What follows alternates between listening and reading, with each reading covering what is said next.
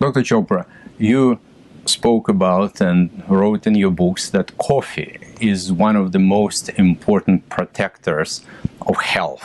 Could you please expand on your idea and talk about the coffee's effect for health? Yeah, it's a great question. So, as you mentioned, I'm a liver expert, and I got very intrigued about 25 years ago when I read that coffee drinkers have lower levels of liver enzymes in the blood. So when we go see our primary care physician once a year, they do a battery of blood tests, and amongst them, they test for two liver enzymes, ALT and AST. And this was an observation that people who drank coffee had lower levels. When somebody has elevated levels, it's almost always indicative of liver disease. So this was intriguing, but what does it mean? Maybe there's something in coffee that interferes with the assay, and so you get lower levels. But then studies came out that coffee drinkers have less hepatic fibrosis. They have less scar tissue in the liver. If there's lots of scar tissue in the liver, totally distorting the liver architecture, with islands of liver cells totally surrounded by scar tissue, fibrosis, we call it cirrhosis. So coffee drinkers had lower levels of liver enzymes, they had less fibrosis. Then a study in gastroenterology that people who drank 2 cups of regular coffee a day had a 50% reduction in hospitalization and mortality from chronic liver disease. It turns out that primary liver cancer arising in the liver, is now the 3rd leading cause of cancer mortality in the world.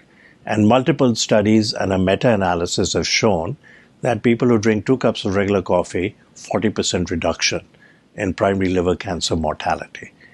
So lower liver enzymes, less scarring, less fibrosis, less hospitalization, less mortality, less liver cancer.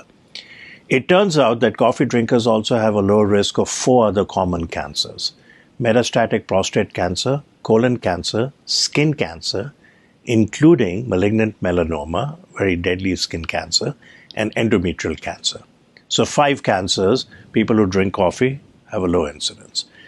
Low risk of Parkinson's disease, low risk of cognitive decline, early dementia, lower risk of type 2 diabetes.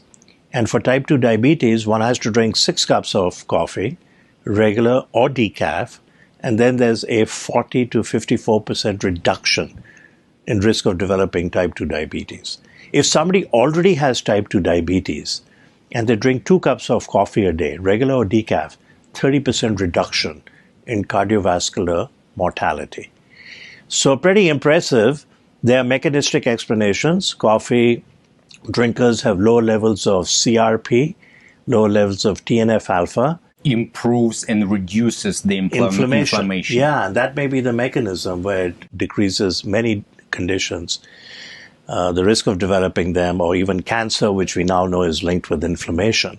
C-reactive protein is a very sensitive indicator of inflammation. True, so true. So a study appeared in the New England Journal of Medicine about 4 years ago. And that day, I got about 100 plus emails from colleagues around the country. Sanjeev, you've been talking about coffee all these years and its potential health benefits. You're vindicated. And the study in the New England Journal of Medicine that said men and women who drink coffee have lower total and cause-specific mortality. And then about 6-8 months ago, an article in one of the nutrition journals that people who drink coffee have longer telomeres. So telomeres were described by Elizabeth Blackburn, an Australian scientist. She got the Nobel Prize in Medicine or Physiology in 2009 with 2 other colleagues. And shortened telomeres are linked with accelerated cellular aging. So who has shortened telomeres? Mothers of chronically disabled children, caregivers of people with Alzheimer's. Who has longer telomeres? And by inference, they may live longer. We think they'll live longer. People who exercise, people on the Mediterranean diet, people who meditate, and then the recent study that people who drink coffee have longer telomeres.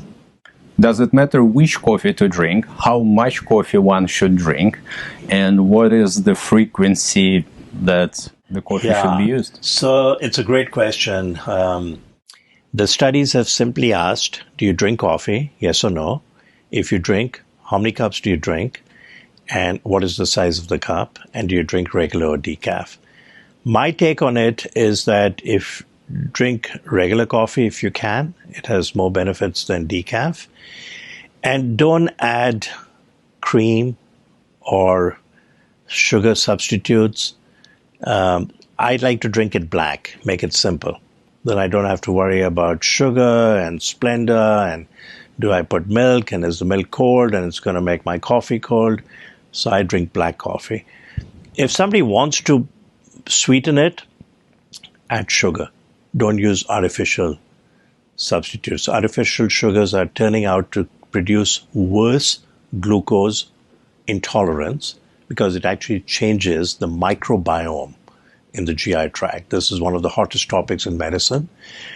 Microbiome, it's been called the second human genome, the inner bacterial rainforest.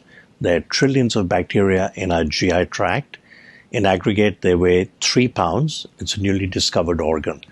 So if you want to have a Coca-Cola, have a Coca-Cola.